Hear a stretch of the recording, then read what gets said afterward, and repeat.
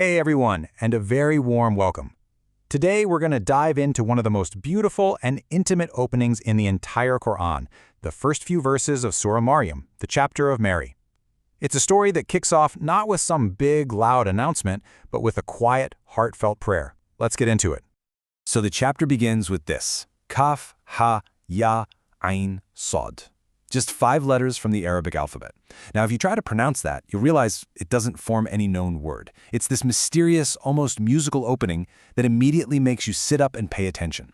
It's like a divine signal, a way of saying, stop what you're doing, listen closely. This isn't ordinary. These letters actually have a special name, muqatta'at. And here's the fascinating thing. Their exact ultimate meaning is considered a divine secret, known only to God. But their function? Their function is crystal clear. They're a powerful, attention-grabbing intro. They're designed to prepare your heart and your mind for the really important, secret stuff that's about to come. And right after that mysterious opening, the theme is just laid right out for us. We go from this divine secret to a super clear, powerful statement about what this whole story is really about. It's all framed as an act of mercy. And there you have it. The entire story is framed right from the first sentence as an example of God's mercy. So this isn't just a history lesson about the prophet Zakariyya. No, it's being presented as a living testament, a reminder of God's compassion in action. It's telling us to view everything that follows through this very specific lens of divine mercy. The Arabic here is just so rich. The word used for mention is dhikr, which is so much more than that. It's a reminder that's meant to be remembered, to be carried with you. Then you have rahmah. That's the core theme, divine mercy. And Zakariyya isn't just called by his name, he's called Abduhu, his servant. This immediately establishes his incredible humility. So this isn't just vocabulary, you see, it's the entire theological foundation for the story. All right, now we get to the heart of it, the prayer itself. And this is not some public sermon.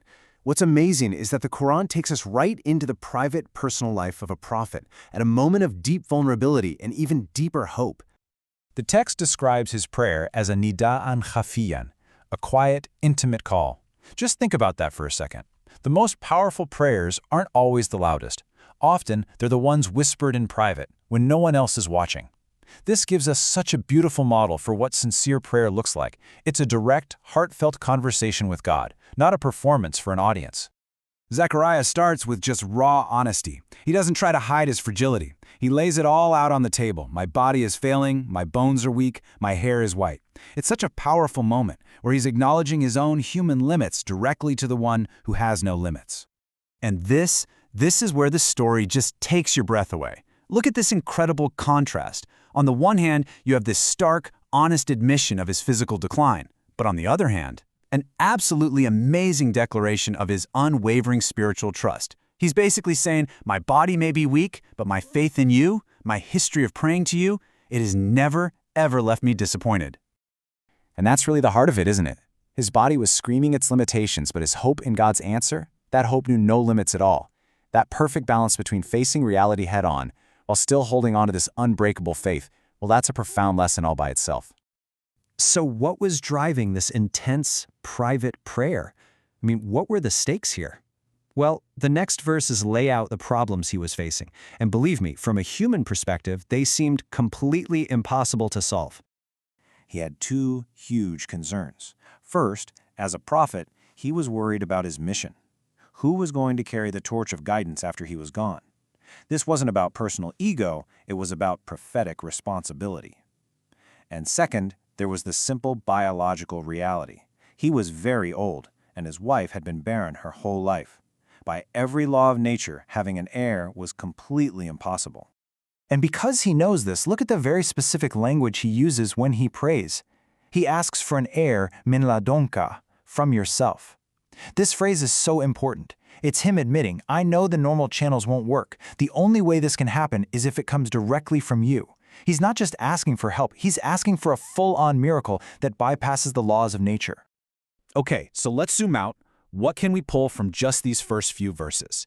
It's amazing. This really compact scene is just jam-packed with lessons that are as relevant today as they were then. It's a masterclass in faith, prayer, and trust. When you put it all together, these verses are so much more than just the beginning of a story. They give us a perfect model for prayer that's sincere and private. They show us a prophet's deep sense of duty for the future. And maybe most powerfully, they paint this stunning picture of human weakness meeting limitless divine mercy.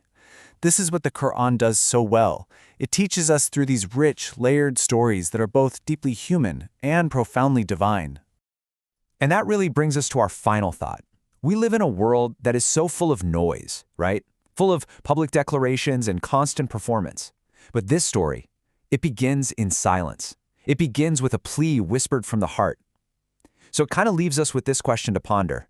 In our loudest moments, what can we learn from a quiet prayer? Thanks so much for joining me to unpack this.